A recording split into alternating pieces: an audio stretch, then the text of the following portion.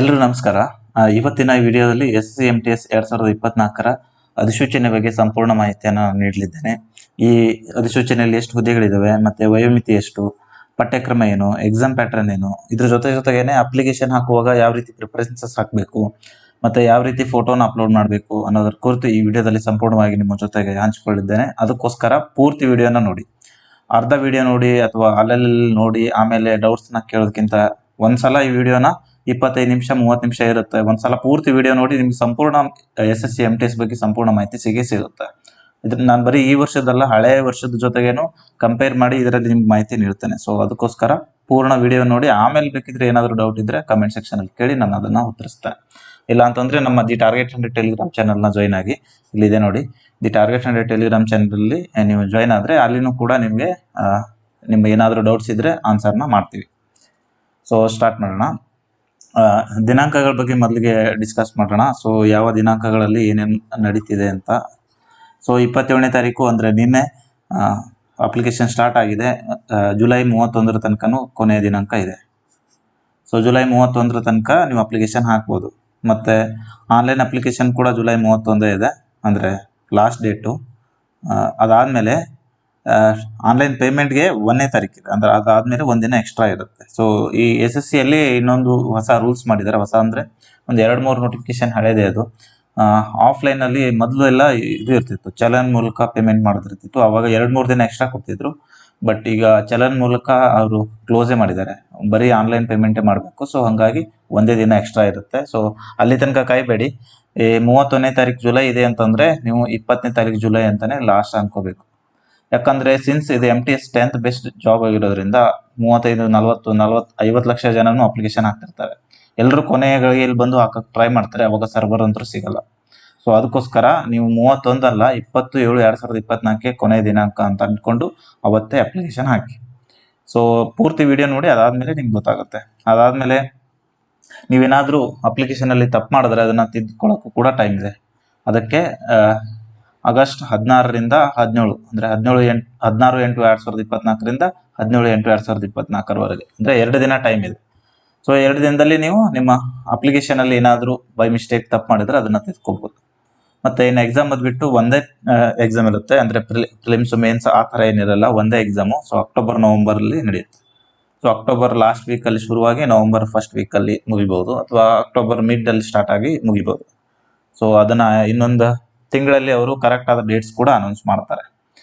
So ದಯವಿಟ್ಟು ಒಂದೇ exam ಇರೋದ್ರಿಂದ ಪೂರ್ತಿಯಾಗಿ ನೀವು ಚೆನ್ನಾಗಿ ಪ್ರಿಪೇರ್ ಆದರೆ ಈ ಎಕ್ಸಾಮ್ನ ಕ್ಲಿಯರ್ ಮಾಡ್ಬೋದು. ಸೊ ಅದಕ್ಕೋಸ್ಕರ ಯಾರೆಲ್ಲ 10th ಮುಗಿದು ಮತ್ತು ವಯೋಮಿತಿಯಲ್ಲಿ ಬರ್ತೀರಾ, ಇದನ್ನು ಅರ್ಜಿ ಸಲ್ಲಿಸಿ ಇದಕ್ಕಾಗಿ ತಯಾರಿ ನಡೆಸಿ. ಯಾವ ರೀತಿ ತಯಾರಿ ಇರಬೇಕು ಅನ್ನೋದು ನಾನು ಇನ್ನೊಂದು ವಿಡಿಯೋ ಮಾಡಿ ಹೇಳ್ತೀನಿ. ಬಟ್ ಇದರಲ್ಲಿ ಈ ಅಧಿಸೂಚನೆ ಬಗ್ಗೆ ಸಂಪೂರ್ಣ ಮಾಹಿತಿಯನ್ನು ಮೊದಲು ತಿಳ್ಕೊಳ್ಳಿ. ಸೊ ಅಕ್ಟೋಬರ್ ನವಂಬರಲ್ಲಿ 2024 ಅಕ್ಟೋಬರ್ ನವಂಬರಲ್ಲಿ ಎಕ್ಸಾಮ್ ಇದೆ ಅಂತಂದರೆ ನಿಮಗೆ ಇನ್ನೂ ಒಂದು 3ರಿಂದ 3.5 ತಿಂಗಳು ಟೈಮ್ ಇದೆ, 3ರಿಂದ 4 ತಿಂಗಳು ಮ್ಯಾಕ್ಸಿಮಮ್. ಸೊ ಈ 3-4 ತಿಂಗಳಲ್ಲಿ ನೀವು ಓದಿ ಇದನ್ನು ಮಾಡ್ಕೋಬೋದು. ಎಕ್ಸಾಮ್ ಪ್ಯಾಟರ್ನು ಎಲ್ಲ ನೋಡ್ಕೊಂಡು ಬೇರೆ ನೀವು ನಿಮ್ಮ ಸ್ಟ್ರಾಟಜಿಯನ್ನು ಡಿಸೈಡ್ ಮಾಡ್ಕೊಳ್ಳಿ. ಸೊ ಇದು ಇನ್ನು ಟೋಲ್ ಫ್ರೀ ನಂಬರ್ ಇದೆ, ಹೆಲ್ಪ್ಲೈನ್ ನಂಬರ್ SSC ಇದು. ನಿಮ್ದು ಏನಾದರೂ ಅಪ್ಲಿಕೇಶನ್ ಹಾಕುವಾಗ ಏನಾದರೂ ತೊಂದರೆ ಆದರೆ ಅವರನ್ನು ಫೋನ್ ಮಾಡಿ ನೀವು ಕೇಳ್ಬೋದು. So next vacancies. ಈ ವರ್ಷ ಲಾಸ್ಟ್ ಟೈಮ್ ಬರೀ 1700 ಇತ್ತು, ಅದನ್ನು ತೋರಿಸ್ತೀನಿ ನಾನು. ಈ ವರ್ಷ ಚೆನ್ನಾಗಿರೋ ವೇಕೆನ್ಸಿನೇ ಬಂದಿದೆ. Total 8326 vacancy. ಇಷ್ಟು MTS ಅಲ್ಲಿ ಯಾವಾಗಲೂ 6000, 5ರಿಂದ 7000ವರೆಗೂ ಬರ್ತಿತ್ತು. ಈ ಸಲ ಇದು ಟೆಂಟೇಟಿವ್ ವೇಕೆನ್ಸಿ, ಇನ್ನೂ ಜಾಸ್ತಿ ಕೂಡ ಆಗ್ಬೋದು. ಸೊ 8326 ಇದು ಒಂದು ಒಳ್ಳೆ ವೇಕೆನ್ಸಿನೇ ಅನ್ಬೋದು. ಯಾಕಂತಂದರೆ 2022ರಲ್ಲಿ SSC MTS 2022ರಲ್ಲಿ 11,000 ಬಂದಿತ್ತು. ಬಟ್ ಅದು ಒಂದು ಎಕ್ಸೆಪ್ಷನಲ್ ಕೇಸ್ ಆಗಿತ್ತು. ಅವಾಗ ಎಲ್ಲ CGL ಅಲ್ಲಿನೂ ಜಾಸ್ತಿ, MTS ಅಲ್ಲಿನೂ ಜಾಸ್ತಿ, GD ಅಲ್ಲಿನೂ ಜಾಸ್ತಿ. ಸೊ ಎಲ್ಲ ಎಕ್ಸಾಮ್ಗಳಲ್ಲೂ ಅವರು ಮಿಷನ್ ಮೋಡಲ್ಲಿ ರಿಕ್ರೂಟ್ಮೆಂಟ್ ಮಾಡಬೇಕು ಅಂತ SSC ಎಲ್ಲ ಎಕ್ಸಾಮ್ 2022ರ ಎಲ್ಲ ಎಕ್ಸಾಮ್ಗಳಲ್ಲೂ ಹೈಯೆಸ್ಟ್ ವೇಕೆನ್ಸಿ ಕೊಟ್ಟಿದೆ. ಅದು ರೆಕಾರ್ಡ್ ಬ್ರೇಕ್ ಎಲ್ಲಾನು. CGL ಅಲ್ಲಿನೂ 36,000 ವೇಕೆನ್ಸಿ ಇತ್ತು. GD ಅಲ್ಲಿನೂ ರೆಕಾರ್ಡ್ ಬ್ರೇಕ್ 56-57. ರೆಕಾರ್ಡ್ ಬ್ರೇಕ್ ಏನೆಲ್ಲ, GD ಅಲ್ಲಿ ಮೊದಲು 60,000 ಆಗ್ತಿತ್ತು. But compare to last few years, ಅಂದರೆ 2021ರಲ್ಲಿ ಬರೀ 25,000 ಆಗಿತ್ತು GD. ಬಟ್ 22ರಲ್ಲಿ ಒಮ್ಮೆ 56,000 ಅಲ್ಲಿ ತನಕ ಹೋಗಿತ್ತು. ಹಾಗೆ MTS ಅಲ್ಲೂ ಕೂಡ 11,000 ಇತ್ತು. ಸೊ 8,326 ವೇಕೆನ್ಸಿಗಳಿದ್ದಾವೆ. ಅದರಲ್ಲಿ MTSಗೆ ಅಂತಾನೆ 4,887, ಮತ್ತು MTS ಜೊತೆಗೆ ಹವಾಲ್ದಾರ್ GST ಮತ್ತು CBN ಅಂದರೆ ಇನ್ಕಮ್ ಟ್ಯಾಕ್ಸು ಆ ಥರದ್ದು ಇದರಲ್ಲಿ ಹವಾಲ್ದಾರ್. CBN ಅಂತಂದರೆ ಇಲ್ಲಿ ಪೋರ್ಟಲ್ಲಿ ಕೆಲಸ ಮಾಡ್ತಾರಲ್ಲ, ಬಂದರುಗಳಲ್ಲಿ, ಅವರು ಆ ಡಿಪಾರ್ಟ್ಮೆಂಟಲ್ಲಿ ನೀವು ಹವಾಲ್ದಾರ್ ಆಗಿ ಕೆಲಸ ಮಾಡ್ಬೋದು. ಹವಾಲ್ದಾರ್ ವೇಕೆನ್ಸಿ ಕೂಡ ಜಾಸ್ತಿನೇ ಇದೆ. ಕಳೆದ ಕೆಲವು ವರ್ಷಗಳಿಂದ MTS ಜೊತೆ ಹವಾಲ್ದಾರನ್ನ ಅವರು ರಿಕ್ರೂಟ್ಮೆಂಟ್ ಮಾಡ್ತಾ ಇದ್ದಾರೆ. ಸೊ ಹವಾಲ್ದಾರಲ್ಲಿನೂ ಕೂಡ 3439, ಇದು ಕೂಡ ಚೆನ್ನಾಗಿರೋ ನಂಬರ್. 2022ರಲ್ಲಿನೂ ಇಷ್ಟೊಂದಿತ್ತು, 3800 ಏನೋ ಇತ್ತು. ಸೊ ಈ ಸಲನೂ ಅದೇ ನಂಬರಲ್ಲಿದೆ. ಸೊ ಹಾಗಾಗಿ ಪ್ರಿಪ್ರೇಷನ್ನ ನೀವು ಚೆನ್ನಾಗಿ ಮಾಡಿದ್ರೆ ಈ ಸಲ ನೀವು SSC MTSನ ಕ್ಲಿಯರ್ ಮಾಡ್ಬೋದು. ಸೊ ಕಳೆದ 4 ವರ್ಷದಲ್ಲಿ ವೇಕೆನ್ಸಿ ಹೆಂಗಿತ್ತು ಅಂತ ನೋಡೋದಾದರೆ 2020ರಲ್ಲಿ 3888 ಇತ್ತು ಟೋಟಲ್. ನೋಡಿ, 3888 ಈ ಸಲ 8326. ಅದಕ್ಕಿಂತ ಮುಂಚೆ 7518 ಇತ್ತು 2021ರಲ್ಲಿ. 7518 ಇತ್ತು. ಅದಾದಮೇಲೆ 2022ರಲ್ಲೇ ಅದು ಹೈಯೆಸ್ಟ್ ಆಗಿದ್ದು 11784. ಸೊ ನೀವು ಬೇಕಾದರೆ ಇದನ್ನ ಸ್ಕ್ರೀನ್ಶಾಟ್ ತೊಗೊಂಡು ಇಟ್ಕೋಬೋದು. ಅದಾದಮೇಲೆ 2023 ಅಂದರೆ ಕಳೆದ SSC MTS ಅಲ್ಲಿ ಕೇವಲ 1788. ನೋಡಿ, 1788 ಲಾಸ್ಟ್ ಟೈಮ್ ಆಗಿರುವಂಥ SSC MTSನ ಹುದ್ದೆಗಳು. ಅಂದರೆ ಎಷ್ಟು ಸಂಖ್ಯೆಗಳಿದ್ದಾವೆ ಅಂತ ನೀವೇ ನೋಡ್ಕೊಂಬಿಡಿ. ಸೊ ಅದಕ್ಕೋಸ್ಕರ ನಾನು ಹೇಳ್ತಾ ಇರೋದು, ನೀವು ಇದನ್ನ ಕರೆಕ್ಟಾಗಿ ಪ್ರಿಪೇರ್ ಮಾಡಿದ್ರೆ ಈ ಸಲ 8326 ಇದೆ. ಸೊ ಕಳೆದ 4 ವರ್ಷಗಳಲ್ಲಿ 2022 ಬಿಟ್ಟರೆ ಅದು ಎಕ್ಸೆಪ್ಷನಲ್ ಕೇಸ್ ಅಂತ ಹೇಳಿದ್ದೀನಿ. ಅದು ಬಿಟ್ಟರೆ ಇದೇ ಹೈಯೆಸ್ಟ್ 2326. ಸೊ ಅದಕ್ಕೋಸ್ಕರ ಚೆನ್ನಾಗಿ ಪ್ರಿಪರೇಷನ್ ಮಾಡಿ ಏನೇನೆಲ್ಲ ಎಕ್ಸಾಮಲ್ಲಿ ಇರುತ್ತೆ ಅನ್ನೋದನ್ನ ನಾನು ಮುಂದೆ ನಿಮ್ಮ ಜೊತೆ ಡಿಸ್ಕಸ್ ಮಾಡ್ತೇನೆ. ಇನ್ನು ಏಜ್ ಲಿಮಿಟ್, ವಯೋಮಿತಿ ಯಾವ ರೀತಿ ಇದೆ ಅಂತ ನಾನು ಇದರಲ್ಲಿ ಹೇಳ್ತೀನಿ.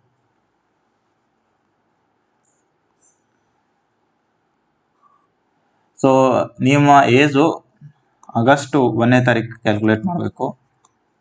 ಅಲ್ಲಿಗೆ 18ರಿಂದ 25 ವರ್ಷ SSC MTSಗೆ. ಆದರೆ SSC MTS ಅಲ್ಲೇ ಕೆಲವೊಂದು ಪೋಸ್ಟ್ ಇದಾವೆ, ಅಲ್ಲಿನೇ ಕೊಟ್ಟಿರ್ತಾರೆ ನೋಡಿ. ಇಲ್ಲಿ ಇದನ್ನು ಕೊಟ್ಟಿದ್ದಾರೆ ಅವರು, ನೀವು ಯಾವ ಡೇಟ್ ಬಾರ್ನ್ ಆಗಿರಬೇಕು ಅಂತ. ಇಷ್ಟರೊಳಗಡೆನೆ ಬಾರ್ನ್ ಆದರೆ ನಿಮಗೆ ಎಲಿಜಿಬಲ್ ಇರುತ್ತೆ. ಅಂದರೆ 2/8/1999 ನಂತರ ಮತ್ತು 1/8/2006 ಮೊದಲು ಜನಿಸಿರಬೇಕು. ಅಂದರೆ ನೀವು 1/9/2006 ನಂತರ ಜನಿಸಿದರೆ ಅದು ಬರಲ್ಲ. ಅಥವಾ ಇಲ್ಲಿ 2/7/1999 ಅಥವಾ 2/6 ಈ ಥರ ಜನಿಸಿದರೆ ಬರಲ್ಲ. 1999 ನಂತರ ಜನಿಸಿರಬೇಕು ಮತ್ತು 2006 ಆಗಸ್ಟ್ 1 ಮೊದಲೇ ಜನಿಸಿರಬೇಕು. ಇಲ್ಲಿ ಇದಾದ್ಮೇಲೆ ಜನಿಸಿದ್ರೆ ನಿಮ್ಗೆ 18 ವರ್ಷ ಪೂರ್ತಿ ಆಗಿರಲ್ಲ, ಅದಕ್ಕೆ ಎಲಿಜಿಬಲ್ ಆಗಲ್ಲ. ಇದಕ್ಕಿಂತ ಮೊದಲು ನೀವು ಜನಿಸಿದ್ರೆ ಇದು 25 ವರ್ಷಕ್ಕಿಂತ ದೊಡ್ಡವರಾಗ್ತೀರಾ, ಅದನ್ನ ಬರಲ್ಲ. ಮತ್ತೆ 18ರಿಂದ 27 ವರ್ಷ ಇದೆ ಹವಾಲ್ದಾರ್ಗೆ. MTSಗೆ 18ರಿಂದ 25, ಹವಾಲ್ದಾರ್ಗೆ 18ರಿಂದ 27 ಇದೆ. ಸೊ ಅದಕ್ಕೆ 1997 ಮತ್ತು 2006. 2006 ಸಿನ್ಸ್ 18 ವರ್ಷ ಇದೆ, ಅದು 2 ಕಡೆ ಸೇಮ್ ಇದೆ. ಬಟ್ ಇಲ್ಲಿ 2 ವರ್ಷ ರಿಲ್ಯಾಕ್ಸ್ ಇದೆ, ಅಂದರೆ 2 ವರ್ಷ ಹೆಚ್ಚಿಗೆ ಇದೆ ಹವಾಲ್ದಾರ್ಗೆ. ಹವಾಲ್ದಾರ್ ಜೊತೆಗೇನೆ ಕೆಲವೊಂದಿಷ್ಟು MTS ಭಾರಿ ಅಂದರೆ ಕೆಲವು ಪೋಸ್ಟ್ಗಳಲ್ಲಿ 18ರಿಂದ 27 ಇರುತ್ತೆ MTS ಅಲ್ಲಿ. ಅದಕ್ಕೆ ಅದನ್ನ ಗ್ರೂಪ್ ಮಾಡ್ತಾರೆ ಅವರು. MTSನ 2 ಗ್ರೂಪ್ ಮಾಡಿ ಇದು ಕಟ್ ಆಫ್ನ ರಿಲೀಸ್ ಮಾಡ್ತಾರೆ. ಒಂದು 18 to 25 ಏಜ್ ಗ್ರೂಪ್, ಒಂದು 18 to 27 ಏಜ್ ಗ್ರೂಪ್, ಮತ್ತೆ ಒಂದು ಇದು ಹವಾಲ್ದಾರ್ ಕಟ್ ಆಫ್. 3 ಕಟ್ ಆಫ್ ಬರುತ್ತದೆ ಒಟ್ಟು. ಸ್ಟೇಟ್ ವೈಸ್ ಇರುತ್ತೆ. ಸ್ಟೇಟ್ ವೈಸ್ ಅಂತಂದ್ರೆ ಸ್ಟೇಟ್ ವೈಸ್ ರಿಸರ್ವೇಶನ್ ಇರಲ್ಲ, GD ಥರ ಅಲ್ಲ, ತಿಳಿತಾ? GD ಥರ ಅಲ್ಲ. ಅಂದರೆ ನೀವು GDಯಲ್ಲಿ ಇಷ್ಟು ಜನ ಕರ್ನಾಟಕದಿಂದ ತಗೊಳ್ಳೇಬೇಕು ಅಂತ ಇದೆ, ಹಂಗಿರಲ್ಲ. ಡೊಮೆಸೈಲ್ ರಿಸರ್ವೇಶನ್ ಅಲ್ಲ ಇದು. ಇದರಲ್ಲಿ ನಿಮ್ಮ ಯಾರು ಬೇಕಾದರೂ ಕರ್ನಾಟಕದಲ್ಲಿ ಅಪ್ಲೈ ಮಾಡ್ಬೋದು, ಆಲ್ ಇಂಡಿಯಾ. ಇಲ್ಲಿ ಬಂದು ಅವರು ಸೆಲೆಕ್ಷನ್ ಆದರೆ ಅವರು ನಮ್ಮ ಹುದ್ದೆನ ತಗೋಬೋದು. ಸೊ ಇದು ನಿಮ್ಮ GD ಥರ ಸ್ಟೇಟ್ ವೈಸ್ ಅಂತ ಅನ್ಕೋಬೇಡಿ. ಸ್ಟೇಟ್ ವೈಸ್ ಪ್ರಿಫರೆನ್ಸಸ್ ಇದೆ, ಅದು ಬಿಟ್ಟರೆ ಸ್ಟೇಟ್ ವೈಸ್ ಸೆಲೆಕ್ಷನ್ ಇಲ್ಲ. ಅಂದರೆ ಸ್ಟೇಟ್ ವೈಸ್ ರಿಸರ್ವ್ಡ್ ಸೆಲೆಕ್ಷನ್ ಇಲ್ಲ. ಈಗ GDಯಲ್ಲಿ ಆ ಥರ ಆಗುತ್ತಲ್ಲ, ಈ CRPF ಟ್ರೇಡ್ಸ್ಮೆನಲ್ಲಿ ಆಗ್ತಿದೆಯಲ್ಲ, ಆ ಥರ ಅಲ್ಲ. ಸೊ ಏಜ್ ಗೊತ್ತಾಯ್ತು ನಿಮಗೆ. 18ರಿಂದ 25 MTSಗೆ. MTS ಅಲ್ಲಿನೇ 2 ಗ್ರೂಪ್ ಇದೆ, 18ರಿಂದ 27, 18ರಿಂದ 25. ಸೊ ಹವಾಲ್ದಾರ್ಗಂತೂ 18ರಿಂದ 27 ಇದೆ. ಸೊ ನೀವು ಯಾವುದಕ್ಕೆ ಇದಾಗ್ತೀರಾ ಅದು ನೀವು ಅಪ್ಲೈ ಮಾಡಿ. ನೀವು 18ರಿಂದ 27 ಬಂತಂದ್ರೂ ಅಪ್ಲೈ ಮಾಡಿ. ಅದರಲ್ಲಿ ನೀವು ಏಜ್ ರಿಲ್ಯಾಕ್ಸೇಷನ್ ಅಂತ ಟಿಕ್ ಮಾಡಿದೆ, ನೀವು UR ಅಲ್ಲಿ ಇದ್ರೆ ದಯವಿಟ್ಟು ಏಜ್ ರಿಲ್ಯಾಕ್ಸೇಷನ್ ಅಂತ ಟಿಕ್ ಮಾಡಕ್ಕೆ ಹೋಗ್ಬಿಡಿ. ಸೊ ಮಾಡಿದ್ರೆ ನಿಮಗೆ ವೇಸ್ಟ್ ಆಗಿಬಿಡುತ್ತೆ. ಅದು ನೋಡಿ, ನೀವು ಈ ಸೈಬರಲ್ಲಿ ಎಲ್ಲಾದರೂ ಅಪ್ಲಿಕೇಶನ್ ಹಾಕುವಾಗ ಅವರು ನಿಮ್ದು ಅಪ್ಲಿಕೇಶನ್ ಬರಲ್ಲ ಅಂತ ಹಾಕೋ ಬದಲು ಏನು ಮಾಡಿಬಿಡ್ತಾರೆ, ಸುಮ್ಮನೆ ಇವ್ನು ಹೋಗ್ಬಿಡ್ತಾನೆ ವಾಪಸ್ಸು ಅಂತ ಸುಮ್ಮನೆ ಯಾವುದೋ ಒಂದು ಏಜ್ ರಿಲ್ಯಾಕ್ಸೇಷನ್ ಹಾಕಿ ನಿಮ್ದು ಅಪ್ಲಿಕೇಶನ್ ಹಾಕಿಬಿಡ್ತಾರೆ. ಅವರಿಗೆ ನಿಮ್ಮ ಅಪ್ಲಿಕೇಶನ್ ಹಾಕಿದ್ರೆ ಅವ್ರಿಗೆ ದುಡ್ಡು ಬರುತ್ತೆ ಅಂತ ಅವ್ರು ಆ ಥರ ಮಾಡ್ತಿರ್ತಾರೆ. ಸೊ ದಯವಿಟ್ಟು ನಿಮ್ಮ ಏಜ್ ಇಷ್ಟರೊಳಗೆ ಇದೆಯಲ್ಲ ಅಂತ ಚೆಕ್ ಮಾಡಿದ ನಂತರ ಹೋಗಿ ಅಪ್ಲಿಕೇಶನ್ ಹಾಕಿ. ಸೊ ಅಲ್ಲಿ ಪ್ರಿಫರೆನ್ಸಸ್ ಎಲ್ಲ ಕೇಳುತ್ತೆ, ಅದನ್ನ ನಿಮ್ಮ ಜೊತೆ ಈಗ ಮುಂದೆ ಡಿಸ್ಕಸ್ ಮಾಡ್ತೀನಿ. SC/ST ಅವರಿಗೆ 5 ವರ್ಷ ಏಜ್ ರಿಲ್ಯಾಕ್ಸೇಷನ್ ಯಾವ ರೀತಿ ಇದೆ ಅನ್ನೋದನ್ನ ಇದರಲ್ಲಿ ನಾನು ಡಿಸ್ಕಸ್ ಮಾಡ್ತಿದ್ದೀನಿ. ಏಜ್ ರಿಲ್ಯಾಕ್ಸೇಷನ್ ಯಾವ ರೀತಿ ಇದೆ ನೋಡಿ. ಏಜ್ ರಿಲ್ಯಾಕ್ಸೇಷನ್ SC/ST ಅವರಿಗೆ 5 ವರ್ಷ, OBC ಅವರಿಗೆ 3 ವರ್ಷ, PWBD ಅವರಿಗೆ ಅನ್ರಿಸರ್ವ್ಡ್ ಅವರಿಗೆ 10 ವರ್ಷ ರಿಲ್ಯಾಕ್ಸೇಷನ್ ಇರುತ್ತೆ, OBC ಅವರಿಗೆ 13 ವರ್ಷ ಇರುತ್ತೆ, SC/ST ಅವರಿಗೆ 15 ವರ್ಷ ಇರುತ್ತೆ.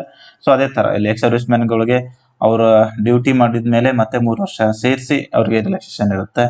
ಮತ್ತು ವಿಡೋಸ್ಗೆ ಅಂದರೆ ವಿಧವೆಯರಿಗೆ, ಡೈವರ್ಸ್ ವುಮೆನ್ಗೆ, ಸಿಂಗಲ್ ವುಮನ್ ಅಂದರೆ ಸಿಂಗಲ್ ಪೇರೆಂಟ್ ವುಮೆನ್ಗೆ ಅವ್ರಿಗೆಲ್ಲ 35 ವರ್ಷ ತನಕ ಅವ್ರ ಅಪ್ಲಿಕೇಶನ್ ಹಾಕ್ಬೋದು. ಸೊ ಇದಿಷ್ಟು ಏಜ್ ರಿಲ್ಯಾಕ್ಸೇಷನ್ ಬಗ್ಗೆ ಆಯಿತು. ನೆಕ್ಸ್ಟು ಡೇಟ್ ಆಫ್ ಬರ್ತು ಕರೆಕ್ಟಾಗಿ ಫಿಲ್ ಮಾಡಬೇಕು. ಇದು ಅಲರ್ಟ್ ಆಗಿ ಇರಬೇಕು ನೀವು. ಸುಮ್ಮನೆ ಅಲ್ಲಿ ಏನೋ ಒಂದು ಫಿಲ್ ಮಾಡಿ ಆಮೇಲೆ ಚೇಂಜ್ ಮಾಡ್ತೀನಿ, ಅಪ್ಡೇಟ್ ಕೊಡ್ತೀನಿ, ಏನು ಕೊಡ್ತೀನಿ ಅಂತಂದ್ರೆ ಅವ್ರು ಚೇಂಜ್ ಮಾಡಲ್ಲ. 10th ಮಾರ್ಕ್ಸ್ ಕಾರ್ಡಲ್ಲಿ ನಿಮ್ಮ ಡೇಟ್ ಆಫ್ ಬರ್ತ್ ಏನಿದೆ ಅದನ್ನೇ ಹಾಕಬೇಕು. ಅವರು ಇದನ್ನ ಬೋಲ್ಡಲ್ಲಿ ಕೊಟ್ಟಿದ್ದಾರೆ ನೋಟಿಫಿಕೇಶನಲ್ಲಿ, ಅದಕ್ಕೋಸ್ಕರ ನಿಮಗೆ ಇಲ್ಲಿ ಎಕ್ಸ್ಪ್ಲೈನ್ ಮಾಡ್ತಿದ್ದೀನಿ ನಾನು. ನೀವು ಆನ್ಲೈನ್ ಅಪ್ಲಿಕೇಶನ್ ಹಾಕುವಾಗ ಯಾವ ಡೇಟ್ ಕೊಡ್ತೀರಾ ಅದೇ ಇರುತ್ತೆ. ಮ್ಯಾಟ್ರಿಕ್ಯುಲೇಷನ್ನು ಮತ್ತು 10th ಅಲ್ಲಿ ಏನಿರುತ್ತೆ ಅದನ್ನೇ ಹಾಕಿ. ಅದನ್ನು ಯಾವುದೇ ಕಾರಣಕ್ಕೂ ಅದಾದಮೇಲೆ ಚೇಂಜ್ ಮಾಡೋಕ್ಕಾಗಲ್ಲ. ಅಕಸ್ಮಾತ್ ಏನಾದರೂ ಮಿಸ್ ಮ್ಯಾಚ್ ಆದರೆ ನಿಮ್ಮ 10th ಮಾರ್ಕ್ಸ್ ಕಾರ್ಡಲ್ಲಿ ಬೇರೆ, ನೀವು ಅಪ್ಲಿಕೇಶನ್ ಹಾಕುವಾಗ ಬೇರೆ ಆಯ್ತಾದರೆ ನಿಮಗೆ ಡೈರೆಕ್ಟಾಗಿ ನಿಮ್ಮ ಕ್ಯಾಂಡಿಡೇಚರ್ ರಿಜೆಕ್ಟ್ ಮಾಡ್ತಾರೆ. ಸೊ ಅದಕ್ಕೋಸ್ಕರ ಡೇಟ್ ಆಫ್ ಬರ್ತ್ ಮತ್ತು ಇದನ್ನು ಕರೆಕ್ಟಾಗಿ ಫಿಲ್ ಮಾಡಿ. ಕ್ಯಾಟಗರಿ ಕೂಡ ಹಾಗೆ. ಕ್ಯಾಟಗರಿ ನೀವು ಈಗ GDL ಮಾಡ್ತಿದ್ರಿ, OBC ಇದ್ರು, ಇದು OBC ಇಲ್ಲದೆ ಇದ್ರು OBC ಹಾಕ್ತಿದ್ರಿ, ಆಮೇಲೆ ಅವ್ರು ಬೇಕಾದರೆ OBC ಜನರಲ್ಗೆ ನಿಮಗೆ OBC ಸರ್ಟಿಫಿಕೇಟ್ ಕೊಡಲಿಲ್ಲ ಅಂದರೆ ಜನರಲ್ ಕನ್ವರ್ಟ್ ಮಾಡ್ತಿದ್ರು. ಇದರಲ್ಲಿ ಹಂಗಿಲ್ಲ. ನೀವು ಏನಾದರೂ OBC ಸರ್ಟಿಫಿಕೇಟ್ ಕೊಡಲಿಲ್ಲ ಅಂತಂದರೆ ನಿಮ್ಗೆ ಜನರಲ್ಗೂ ಹಿಡಿಯಲ್ಲ ಅವರು. ಯಾಕಂತಂದರೆ ಫೈನಲ್ ರಿಸಲ್ಟ್ ಆದಮೇಲೆ ನಿಮ್ಮ ಡಾಕ್ಯುಮೆಂಟ್ ವೆರಿಫಿಕೇಶನ್ ಆಗುತ್ತೆ. ಇಲ್ಲಿ SSC MTS ಅಲ್ಲಿ ಅಥವಾ SSC GD ಬಿಟ್ಟು ಉಳಿದೆಲ್ಲ ಎಕ್ಸಾಮ್ಗಳಲ್ಲಿ ಮೊದಲಿಗೆ ಫೈನಲ್ ರಿಸಲ್ಟ್, ಆಮೇಲೆ ಡಾಕ್ಯುಮೆಂಟ್ ವೆರಿಫಿಕೇಶನ್. ಸೊ ಹಂಗಿರುವಾಗ ನೀವು ದಯವಿಟ್ಟು OBC SC ST ಯಾವ್ದು ಇದ್ದೀರಾ ಅದನ್ನೇ ಹಾಕಿ. ಆಮೇಲೆ ನನಗೆ ಜನರಲ್ ಹಿಡಿತಾರೆ ಅಂತ ಸುಮ್ಮನೆ ಯಾವುದೋ ಅಪ್ಲಿಕೇಶನ್ ಹಾಕೋದಕ್ಕಿಂತ ನಿಮ್ಮ ಏನಿದೆ ರಿಸರ್ವೇಷನ್ ಕ್ಯಾಟಗರಿ ಅದನ್ನೇ ಫಿಲ್ ಮಾಡಿ. ಮತ್ತು ಎಜುಕೇಷನ್ ಕ್ವಾಲಿಫಿಕೇಷನ್ನು 1ನೇ ತಾರೀಕು, ಆಗಸ್ಟ್ 1ನೇ ತಾರೀಕು ನಿಮ್ಮ 10th ಮುಗಿದಿರಬೇಕು. ಸೊ ಯಾರಾದರೂ ಸಪ್ಲಿಮೆಂಟ್ರಿ ಎಕ್ಸಾಮ್ ಬರೆದು 1ನೇ ತಾರೀಕು ಪಾಸ್ ಆಗ್ತಾ ಇದ್ರೆ, ಅದು ಆಗಸ್ಟ್ 1ನೇ ತಾರೀಕಿನ ಒಳಗಡೆನೆ ಪಾಸ್ ಆಗ್ತಿದ್ರೆ ನೀವು ಕೂಡ ಎಲಿಜಿಬಲ್ ಇರ್ತೀರಾ, ನೀವು ಅಪ್ಲಿಕೇಶನ್ ಹಾಕ್ಬೋದು. ಇನ್ನು ಅಪ್ಲಿಕೇಶನ್ ಫೀ 100 ರೂಪಾಯಿ, ಎಲ್ಲರೂ ಕಟ್ಟಬೇಕಂತೇನಿಲ್ಲ. ವುಮನ್ ಕ್ಯಾಂಡಿಡೇಟ್ಸ್ಗೆ, SC STಗೆ ಮತ್ತು PWD ಮತ್ತು ಎಕ್ಸ್ ಸರ್ವಿಸ್ ಮ್ಯಾನ್ಗಳಿಗೆ ಫ್ರೀ ಇರುತ್ತೆ. ಉಳಿದೆಲ್ಲರಿಗೂ OBC EWS UR ಕ್ಯಾಂಡಿಡೇಟ್ಸ್ಗೆ ನೀವು 100 ರೂಪಾಯಿ ಕಟ್ಟಬೇಕು. ಫೀ ಆನ್ಲೈನ್ ಮೋಡಲ್ಲಿ ಅಷ್ಟೇ ಕಟ್ಟಬೇಕು. ಸೊ ಅದಕ್ಕೋಸ್ಕರ ಆನ್ಲೈನ್ ಮೋಡಲ್ಲಿ ಅಷ್ಟೇ ನೀವು ಪೇ ಮಾಡಿ. ಅದು ಲಾಸ್ಟ್ಗೆ ಸರ್ವರ್ ಸಿಗಲ್ಲ, ಅದಕ್ಕೋಸ್ಕರ ನಾನು ಹೇಳಿದ್ದು ನಿಮ್ಗೆ ಇಲ್ಲಿ ಆಲ್ರೆಡಿ 20/7/2024 ಕೊನೆಯ ದಿನಾಂಕ ಅಂದ್ಕೊಂಡು ಅಷ್ಟರೊಳಗಡೆ ತುಂಬಿ ಅಪ್ಲಿಕೇಶನ್ನು ಫಿಲ್ ಮಾಡಿ, ಅಪ್ಲಿಕೇಶನ್ ಫೀನು ಪೇ ಮಾಡಿಬಿಡಿ. ಯಾರೆಲ್ಲ ಅಪ್ಲಿಕೇಶನ್ ಫೀ ಪೇ ಮಾಡಬೇಕು ಅವ್ರು ಮಾಡಿ. ಉಳಿದಿರೋ ವುಮೆನ್ ಕ್ಯಾಂಡಿಡೇಟು ಎಲ್ಲನೂ ನಿಮ್ಮ ಅಪ್ಲಿಕೇಶನ್ನ ಫುಲ್ ಸಬ್ಮಿಟ್ ಮಾಡಿ ಆರಾಮಾಗಿ ಇರಿ, ಪ್ರಿಪರೇಷನ್ ಮಾಡಿ. So window for application form correction ಅಂದರೆ ನಿಮ್ಮ ಅರ್ಜಿಯಲ್ಲಿ ಏನಾದರೂ ತಪ್ಪಾದರೆ ಅದನ್ನು ತಿದ್ದುಪಡಿ ಮಾಡಲಿಕ್ಕೆ ಡೇಟ್ ಕೊಟ್ಟಿದ್ದಾರೆ ಅವರು. ಆಗಸ್ಟ್ 16ರಿಂದ 17, 2 ದಿನ ಟೈಮ್ ಇದೆ. ಸೊ ಈ 2 ದಿನದಲ್ಲಿ ನೀವು ನಿಮ್ಮ ಏನಾದರೂ ಅಪ್ಲಿಕೇಶನಲ್ಲಿ ಮಿಸ್ ಆಗಿದ್ರೆ ಅದನ್ನು ಚೇಂಜ್ ಮಾಡ್ಬೋದು. ಅದಕ್ಕೆ ಎಲ್ಲರೂ 200 ರೂಪಾಯಿ ಕಟ್ಟಲೇಬೇಕು. ಎಲ್ಲರೂ ನೀವು ಅಕಸ್ಮಾತ್ SC ST OBC ಯಾರೇ ಇರಲಿ ಎಲ್ಲರೂ 200 ರೂಪಾಯಿ ಕಟ್ಟಲೇಬೇಕು. ನೀವು ಅಕಸ್ಮಾತ್ ವಾಪಸ್ಸು ನಿಮ್ಮ ಅಪ್ಲಿಕೇಶನ್ನ ತಿದ್ದುಪಡಿ ಮಾಡಿದ್ರೆ 2 ಸಲ ತಿದ್ದುಪಡಿ ಮಾಡೋಕ್ಕೆ ಅವಕಾಶ ಇದೆ. ಈಗ ಮತ್ತೆ ಈ 200 ರೂಪಾಯಿ ಕಟ್ಟಿ ತಿದ್ದುಪಡಿ ಮಾಡುವಾಗ ಏನಾದರೂ ತೊಂದರೆ ಮಾಡಿದ್ರೆ ಇನ್ನೊಂದು ಸಲ ಮತ್ತೆ 500 ರೂಪಾಯಿ ಕಟ್ಟಿ ತಿದ್ದುಪಡಿ ಮಾಡ್ಬೋದು. 2 ಸಲ ಅಷ್ಟೇ. ನೀವು ಬರೀ ತಿದ್ದುಪಡಿ ಮಾಡಿಬಿಟ್ಟು ಪೇಮೆಂಟ್ ಮಾಡದೇ ಇದ್ದರೆ ಅದು ಕನ್ಸಿಡರ್ ಆಗಲ್ಲ. ಸೊ ನೀವು ತಿದ್ದುಪಡಿ ಮಾಡಿ ಲಾಸ್ಟ್ ಯಾವುದು ಪೇಮೆಂಟ್ ಮಾಡಿರ್ತಾರೆ ಅದು ಕನ್ಸಿಡರ್ ಆಗುತ್ತೆ. ಸೊ ತಪ್ಪು ಮಾಡೋಕ್ಕೆ ಹೋಗಬೇಡಿ. ಮೊದಲೇ ಮಾತು, ತಪ್ಪು ಮಾಡಿದ್ರೆ 16 ಆಗಸ್ಟ್ 17 ಆಗಸ್ಟ್ರಂದು ತಿದ್ದುಕೊಳ್ಳೋದು ಕೂಡ ನೆನಪಲ್ಲಿ ಇಟ್ಕೊಳ್ಳಿ. ತಿದ್ದುಪಡಿ ಮಾಡಿದ್ರೇ ಬೆಟ್ರು. ಸೊ ಕ್ಯಾಟಗರಿ ಕೂಡ ಈಗ ಕೆಲವೊಬ್ರು ಕ್ಯಾಟಗರಿ ಏನು ಮಾಡಿರ್ತಾರೆ, ಈಗಲೇ ಅಪ್ಲಿಕೇಶನ್ ಹಾಕ್ಬಿಡ್ತಾರೆ. ಓಕೆ, ಯಾಕಂತಂದರೆ ಯಾಕೆ ಅಪ್ಲಿಕೇಶನ್ ಹಾಕ್ತಾರೆ ಅಂತಂದರೆ ನಾನು ಉದಾಹರಣೆ ಕೊಡ್ತಾ ಇದ್ದೀನಿ. OBC EWS ಸರ್ಟಿಫಿಕೇಟು ಮಾಡ್ಸೋಕ್ಕಾಗಿರ್ತಾರೆ, ಅದು ಕೊನೆ ದಿನಾಂಕದ ಮೊದಲೇ ಬರಬೇಕು. ಸೊ ಮಾಡ್ಸೋಕ್ಕೆ ಹಾಕಿರ್ತಾರೆ, ಅದು ಬರುತ್ತೆ ಅಂತ ಅಪ್ಲಿಕೇಶನ್ ಹಾಕಿರ್ತಾರೆ EWS, ಅದು ಬರಲ್ಲ, ರಿಜೆಕ್ಟ್ ಆಗಿಬಿಡುತ್ತೆ ಅಥವಾ ಏನೋ ಆಗಿಬಿಡುತ್ತೆ.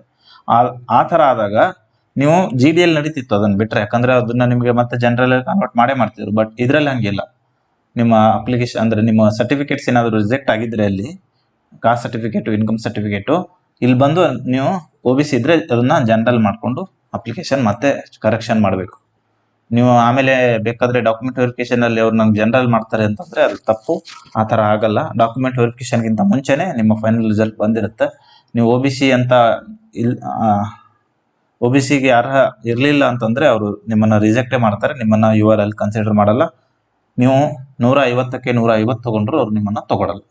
ನೀವು URL ಅಲ್ಲಿ ಫಸ್ಟ್ ರ್ಯಾಂಕ್ ಇರಿ, ನೀವು OBC ಹಾಕಿ OBC ಅಲ್ಲಿ ಸೆಲೆಕ್ಟ್ ಆಗಿದ್ರೆ ನಿಮ್ಮ ಏಜ್ ಈಗ 80 to 25 ಏಜ್ ಇದೆ.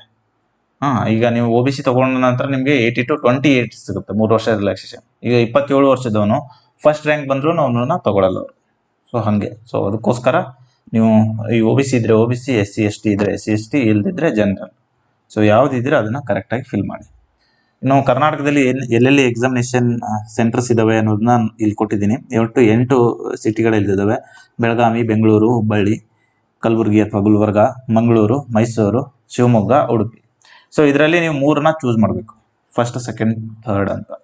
ಅವರು ಮೂರಲ್ಲಿ ಯಾವ್ದಾದ್ರು ಅವೈಲೇಬಲ್ ಇದ್ರೆ ಅದು ಕೊಡ್ತಾರೆ, ಇಲ್ಲದಿದ್ರೆ ಈ 8ರಲ್ಲಿ ಯಾವ್ದಾದ್ರು ನಿಮಗೆ ಸಿಟಿನ ಕೊಡ್ತಾರೆ. ಸೊ ನಿಮ್ಮ ಸಮೀಪ ಇರುವ 3ನ್ನ ಮೊದಲು ಚೂಸ್ ಮಾಡಿ.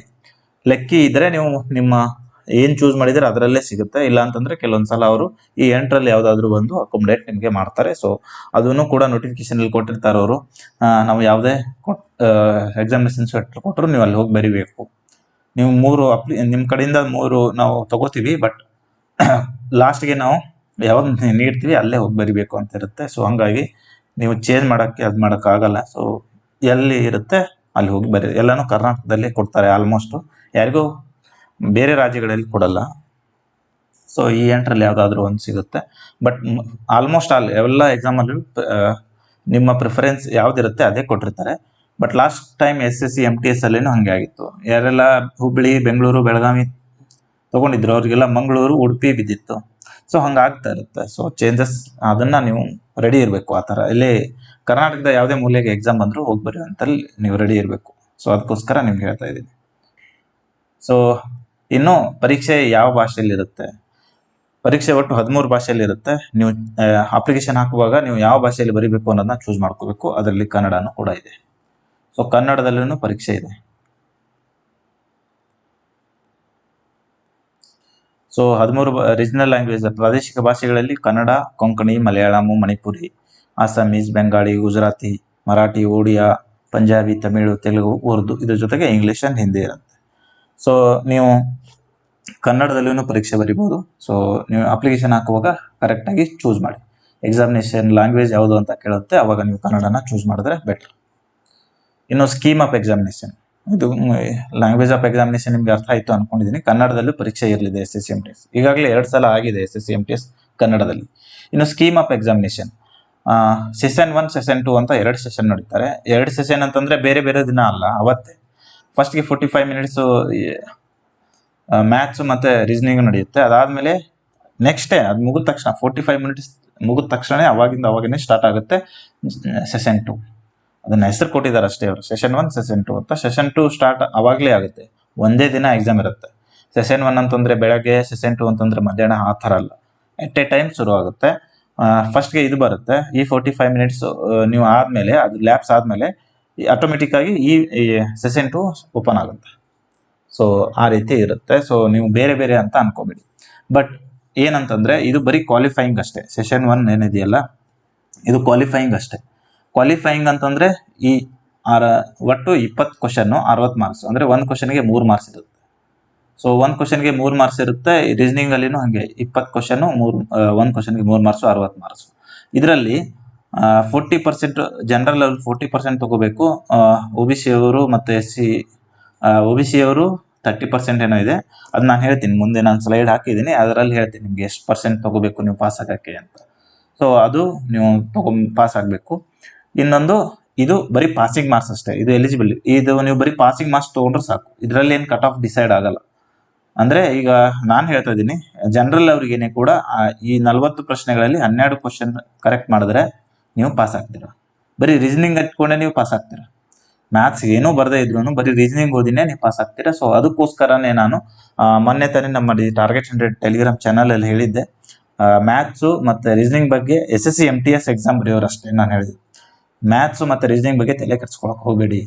ನೀವು ಬರೀ ಲಾಸ್ಟ್ ಒಂದು ವಾರನೂ ಟೈಮ್ ಕೊಟ್ರೆ ಸಾಕು, 40 ಕ್ವಶನ್ ನಲ್ಲಿ 12 ಕ್ವಶನ್ ಕರೆಕ್ಟ್ ಮಾಡ್ಬೋದು. ರೀಸನಿಂಗ್ ಅಲ್ಲೇ ನಿಮ್ಗೆ 12 ಕ್ವಶನ್ಸ್ ಕರೆಕ್ಟ್ ಆಗ್ತವೆ. ಸೊ ಹಂಗಾಗಿ ನೀವು ದಯವಿಟ್ಟು ಬಹಳ ವಿಚಾರ ಮಾಡಕ್ ಹೋಗ್ಬೇಡಿ. ಮತ್ತೆ ಸೆಷನ್ 1 ಅಲ್ಲಿ ನೆಗೆಟಿವ್ ಮಾರ್ಕಿಂಗು ಕೂಡ ಇಲ್ಲ. ನೀವು 40ಕ್ಕೆ 40 ಹಾಕಿದ್ರು ಅದ್ರಲ್ಲಿ 12 ಕರೆಕ್ಟ್ ಆದ್ರೂ ಸಾಕು. ಸೊ ಹಂಗಾಗಿ ನೀವು ಸೆಷನ್ 1 ಬಗ್ಗೆ ಬಹಳ ಇದು ಮಾಡೋಂಗಿಲ್ಲ. ಸೆಷನ್ 2 ಮಾತ್ರ ಇಂಪಾರ್ಟೆಂಟ್. 25 ಕ್ವಶನ್ ಏನಿದೆಯಲ್ಲ, ಇದೇ ಮೆರಿಟ್ಗೆ ಮೇನ್ ಕಾರಣ. ಮೆರಿಟ್ ಇದೆ ಈ ಸೆಷನ್ 2 ಮೇಲೆ ಅಷ್ಟೇನೆ ಮೆರಿಟ್ ಆಗುತ್ತೆ. ಸೆಷನ್ 1 ಬರೀ ಚೆಕ್ ಆಗುತ್ತೆ. ನೀವು ಇದರಲ್ಲಿ ಪಾಸ್ ಆದ್ರೆ, ಅಂದ್ರೆ ಇದರಲ್ಲಿ 40ಕ್ಕೆ 12 ಕರೆಕ್ಟ್ ಆಗಿದ್ರೆ, ಎಷ್ಟು 120ಕ್ಕೆ 40% ಮಾರ್ಕ್ಸ್ ನೀವು ತಗೊಂಡಿದ್ರೆ ನೀವು ಪಾಸ್ ಆಗ್ತೀರಾ. ಒಟ್ನಲ್ಲಿ ಈ 40 ಕ್ವಶನ್ ಅಲ್ಲಿ ನೀವು 12 ಕ್ವಶನ್ಸ್ ಕರೆಕ್ಟ್ ಆಗಿ ಮಾಡಿದ್ರೆ ನಿಮ್ಮ ಸೆಷನ್ 2 ಚೆಕ್ ಆಗುತ್ತೆ. ಇಲ್ಲ ಅಂದ್ರೆ ಸೆಷನ್ 2 ಚೆಕ್ ಮಾಡೋದಿಲ್ಲ ಅವರು. ಸೊ ಈ 12 ಕ್ವಶನ್ಸ್ ತಗೋಬಹುದು ಆರಾಮಾಗಿ. ಅದು ಯಾವ ರೀತಿ ಹೆಂಗೆ ಅನ್ನೋದನ್ನ ನಾನು ಸ್ಟ್ರಾಟಜಿ ವಿಡಿಯೋದಲ್ಲಿ ಹೇಳ್ತೀನಿ. ಸೊ ಇದಿಷ್ಟು scheme of examination. General awareness ಇದೆ, ಇಂಗ್ಲಿಷ್ ಲಿಟರೇಚರ್, ಇದು ಇಂಗ್ಲಿಷು ಲ್ಯಾಂಗ್ವೇಜ್ ಮತ್ತೆ ಕಾಂಪ್ರಿಹೆನ್ಷನ್ ಇದೆ. ಇದು ಕೂಡ 45 ಮಿನಿಟ್ಸ್, 50 ಕ್ವಶನ್.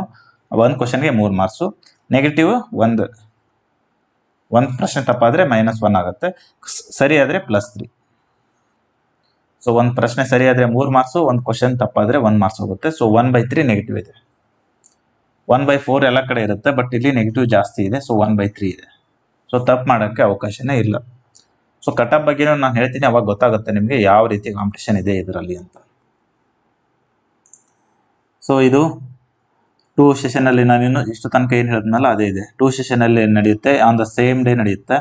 ಫಸ್ಟ್ಗೆ 45 ಮಿನಿಟ್ಸ್ ಆದಮೇಲೆ ಆಟೋಮೆಟಿಕ್ ಆಗಿ 45 ಮಿನಿಟ್ಸ್ ಕಂಪ್ಲೀಷನ್ ಆದಮೇಲೆ ಸೆಷನ್ ವಿಲ್ ಆಟೋಮೆಟಿಕ್ ಕ್ಲೋಸ್ ಆಗುತ್ತೆ. ಅದಾದಮೇಲೆ ಸೆಕೆಂಡ್ ಸೆಷನ್ ಓಪನ್ ಆಗುತ್ತೆ. ಇಮಿಡಿಯೇಟ್ಲಿ ಸೆಷನ್ 1 ಆದಮೇಲೆ ಇಮಿಡಿಯೇಟ್ಲಿ ನಿಮ್ಗೆ ಏನು ಬ್ರೇಕ್ ಕೊಡಲ್ಲ, ಅಥವಾ ಅದನ್ನಾದ್ಮೇಲೆ ಟೈಮ್ ಕೊಡಲ್ಲ, ಏನು ಕೊಡಲ್ಲ. ಅದಾದಮೇಲೆ ತಕ್ಷಣನೇ ಶುರು ಆಗುತ್ತೆ. ಸೊ ಟೋಟಲ್ 90 ಮಿನಿಟ್ಸ್ ಎಕ್ಸಾಮ್ ಇದ್ದಂಗೆ ಇದು.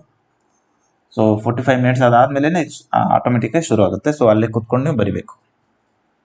ಇನ್ನು ನೆಗೆಟಿವ್ ಮಾರ್ಕಿಂಗ್ ಹೇಳಿದೆ ನಾನು, 3 ಮಾರ್ಕ್ಸು +3 ಕರೆಕ್ಟ್ ಆದರೆ -1 ತಪ್ಪಾದರೆ ಇಲ್ಲಿದೆ. 14.6.5 ಅಲ್ಲಿ ನಿಮಗೆ ನೆಗೆಟಿವ್ ಮಾರ್ಕಿಂಗ್ ಬಗ್ಗೆ ಇದೆ. 1 mark for each wrong answers. ಅದಕ್ಕೆ ನಿಮ್ಗೆ ಗೊತ್ತಿರಲಿ. ಮತ್ತೆ ಇದಕ್ಕೆ ನಾರ್ಮಲೈಸೇಷನ್ಸ್ ಕೂಡ ಆಗುತ್ತೆ. ಸೊ ನಾರ್ಮಲೈಸೇಷನ್ನು ಅವರು ಒಂದು DOPT ಸರ್ಕ್ಯುಲರ್ ಇದೆ, ಮತ್ತು ಏನದು ಅದ್ರ ಪ್ರಕಾರ ನೋಟಿಸ್ ಇದೆ. ಆ ನೋಟಿಸ್ ಪ್ರಕಾರನೇ ಏನದು ನಾರ್ಮಲೈಸೇಷನ್ ಆಗುತ್ತೆ. ಯಾಕಂದರೆ ಮಲ್ಟಿಪಲ್ ಶಿಫ್ಟಲ್ಲಿ ಎಕ್ಸಾಮ್ ಆಗೋದ್ರಿಂದ ಸೊ ನಾರ್ಮಲೈಸೇಷನ್ ಈ ಪರೀಕ್ಷೆಯಲ್ಲೂ ಆಗುತ್ತೆ. ನಾರ್ಮಲೈಸೇಷನ್ ಬಗ್ಗೆ ನಿಮಗೆ SSC ಓದೋರ ಬಗ್ಗೆ ಗೊತ್ತೇ ಇರುತ್ತೆ. ನಾರ್ಮಲೈಸೇಷನ್ ಅಂತಂದರೆ 20-30 ಶಿಫ್ಟ್ಗಳಲ್ಲಿ ಅಥವಾ 40-50 ಶಿಫ್ಟ್ಗಳಲ್ಲಿ ಎಕ್ಸಾಮ್ ನಡೆಯೋದ್ರಿಂದ ಕೆಲವೊಂದು ಶಿಫ್ಟಲ್ಲಿ ಈಸಿ ಬರುತ್ತಲ್ವಾ. ಸೊ ಅವರಿಗೆ ಕಾಂಪನ್ಸೇಷನ್ ಮಾಡೋಕ್ಕೆ, ಟಫ್ ಬಂದವರಿಗೆ ಕಾಂಪನ್ಸೇಷನ್ ಮಾಡೋಕ್ಕೆ, ಟಫ್ ಶಿಫ್ಟಲ್ಲಿ ಇರೋರಿಗೆ ಕೆಲವೊಂದಿಷ್ಟು ಮಾರ್ಕ್ಸ್ಗಳನ್ನ ಕೊಡ್ತಾರೆ. ಅದು ಕ್ಯಾಲ್ಕುಲೇಷನ್ ಮೇಲೆ ಕೊಡ್ತಾರೆ ಅವರು. ಇದು ಟಫ್ ಅಂತ ಅದನ್ನೇನು ಡಿಸೈಡ್ ಮಾಡಲ್ಲ. ಎವರೇಜ್ ಮಾರ್ಕ್ಸ್ ಅದಕ್ಕೊಂದು ಫಾರ್ಮುಲಾ ಇದೆ. ಈ ನೋಟಿಸಲ್ಲಿ ಫಾರ್ಮುಲಾ ಇದೆ. ನಾನು ಆ ಫಾರ್ಮುಲಾ ಕೂಡ ಒಂದು ವಿಡಿಯೋದಲ್ಲಿ ಎಕ್ಸ್ಪ್ಲೇನ್ ಮಾಡಿದ್ದೀನಿ. ಬೇಕಾದರೆ ಆ ವಿಡಿಯೋ ನಾನು ಡಿಸ್ಕ್ರಿಪ್ಷನಲ್ಲಿ ಹಾಕ್ತೀನಿ, ಅದನ್ನು ನೀವು ನೋಡ್ಕೋಬೋದು.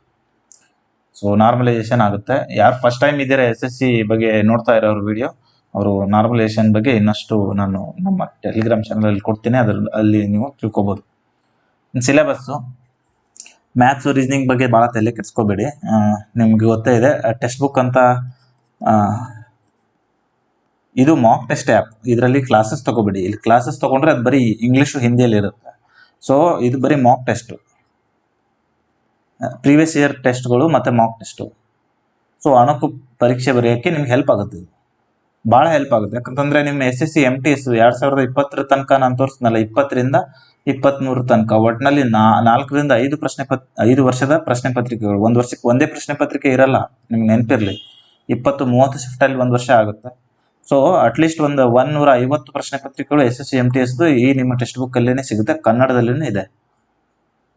ಸೊ ಅದಕ್ಕೋಸ್ಕರ ಟೆಕ್ಸ್ಟ್ ಬುಕ್ ಆ್ಯಪ್, ಅದು ಬುಕ್ ಅಲ್ಲ, ಇದು ಆ್ಯಪ್. ಇದು ಮೊಬೈಲಲ್ಲಿ ಆಂಡ್ರಾಯ್ಡ್ ಆ್ಯಪ್ ಇದೆ, ಎರಡೂ ಆ್ಯಪ್ ಇದೆ. ಸೊ ಅದನ್ನು ತೊಗೋಬೋದು. ಇದು ಬೇಕಿದ್ರೆ ನೀವು ಸಬ್ಸ್ಕ್ರಿಪ್ಷನ್ ತೊಗೋಬೋದು. ಈಗ ಆಫರ್ ನಡೀತಿದೆ. ನಾನು ಕೆಳಗಡೆ ಡಿಸ್ಕ್ರಿಪ್ಷನಲ್ಲಿ ಅದರ ಟೆಕ್ಸ್ಟ್ ಬುಕ್ ಆ್ಯಪ್ದು ಲಿಂಕ್ ಕೊಟ್ಟಿರ್ತೀನಿ, ಆಫರ್ ಲಿಂಕ್. ಅದ್ರ ಮೇಲೆ ಕ್ಲಿಕ್ ಮಾಡಿದ್ರೆ ನಿಮಗೆ ಆಫರಲ್ಲೇ ಸಿಗುತ್ತೆ. ಅದನ್ನು ತೊಗೊಂಡು ನೀವು ಫಾಲೋ ಮಾಡಿದ್ರೆ ಮ್ಯಾಥ್ಸು ಮತ್ತು ರೀಸನಿಂಗ್ ಎಷ್ಟು ಈಸಿ ಇದೆ ಅನ್ನೋದು ನಿಮ್ಗೆ ಗೊತ್ತಾಗುತ್ತೆ. ಮ್ಯಾಥ್ಸು ಈ ರೀಸನಿಂಗು 40 ಪ್ರಶ್ನೆ ಇದೆಯಲ್ಲ, ಅದರಲ್ಲಿ 12 ಕರೆಕ್ಟ್ ಮಾಡಿಕೊಂಡ್ರೆ ಸಾಕು. ಸೊ ನೀವೇನು ಭಾಳ ಜಾಸ್ತಿ ಸಿಲೆಬಸ್ ಬಗ್ಗೆ SSC MTS maths reasoning syllabus ಬಗ್ಗೆ ತಲೆ ಹೋಗ್ಬಿಡಿ.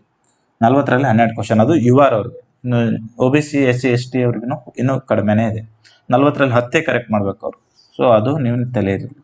ಇನ್ನು GK ಮತ್ತು ಇಂಗ್ಲೀಷು ಇವು ಮೇನು. ಸೊ GKಯಲ್ಲಿ ಆಸ್ ಯೂಶುವಲ್ ಅವರು social studies, history, geography, art and culture, civics, economics ಮತ್ತು ಜನರಲ್ ಸೈನ್ಸು, ಎನ್ವಿರಾನ್ಮೆಂಟು, ಇವು 4-5 ಸಬ್ಜೆಕ್ಟ್ ನಿಮ್ಮ GKಯಲ್ಲಿ ನಿಮ್ಗೆ ಗೊತ್ತೇ ಇದೆ. ಸೊ ಆ ಸಬ್ಜೆಕ್ಟ್ ಮೇಲೆ ಇರುತ್ತೆ 25 ಕ್ವಶನು. ಕರೆಂಟ್ ಅಫೇರ್ಸು ಅದೆಲ್ಲ ಸೇರಿ ಸ್ಟ್ಯಾಟಿಕ್ GK ಸ್ವಲ್ಪ ಜಾಸ್ತಿ ಇರುತ್ತೆ. 25ರಲ್ಲಿ 6ರಿಂದ 8 ಪ್ರಶ್ನೆಗಳು ಸ್ಟ್ಯಾಟಿಕ್ GK ಮೇಲೆ ಇರುತ್ತೆ. ಅದನ್ನು ನಾನು ಇನ್ನೊಂದ್ಸಲ ನಿಮಗೆ ಸ್ಟ್ರಾಟಜಿ ಇದು MTS ಸ್ಟ್ರಾಟಜಿ ವಿಡಿಯೋದಲ್ಲಿ ನಿಮ್ಗೆ ಹೇಳ್ತೀನಿ. ಸೊ ಈಗ ಇಂಗ್ಲೀಷ್ ಲಿಟ್ರೇಚರಲ್ಲಿ ವೊಕ್ಯಾಬ್ಯುಲರಿ ಇರುತ್ತೆ, ಗ್ರಾಮರ್ ಇರುತ್ತೆ, ಕ್ಲೋಸ್ ಟೆಸ್ಟ್ ಅಂತ ಇರುತ್ತೆ. ಸೊ ಈ ಥರ ಇರುತ್ತೆ. ಅದನ್ನೇ ಇಲ್ಲಿ ಕೊಟ್ಟಿರೋದು. Grammar, sentence correction, synonym, antonym, one word substitutions, idiom phrases, ಈ ಥರದ್ದೆಲ್ಲ ಇರುತ್ತೆ. ಸೊ ಈ 50 ಕ್ವಶನಲ್ಲೇ ನಿಮ್ಮ ಮೆರಿಟ್ ಡಿಸೈಡ್ ಆಗೋದು. ಇದು ಬರೀ ಕ್ವಾಲಿಫೈಯಿಂಗ್ ಇನ್ ನೇಚರ್. ಇದನ್ನು ನೀವು ಬರೀ ಪಾಸ್ ಮಾಡಬೇಕು. ಇದರಲ್ಲಿ ನಿಮ್ಮ ಮೆರಿಟ್ ಡಿಸೈಡ್ ಮಾಡೋದು. ಇದು ಪಾಸ್ ಆದರೆ ನೀವು ಫೈನಲ್ ಪಾಸ್ ಆದಂಗಲ್ಲ. ಇದು ಪಾಸ್ ಆದರೆ ಇದು ಚೆಕ್ ಆಗುತ್ತೆ ನಿಮ್ಗೆ.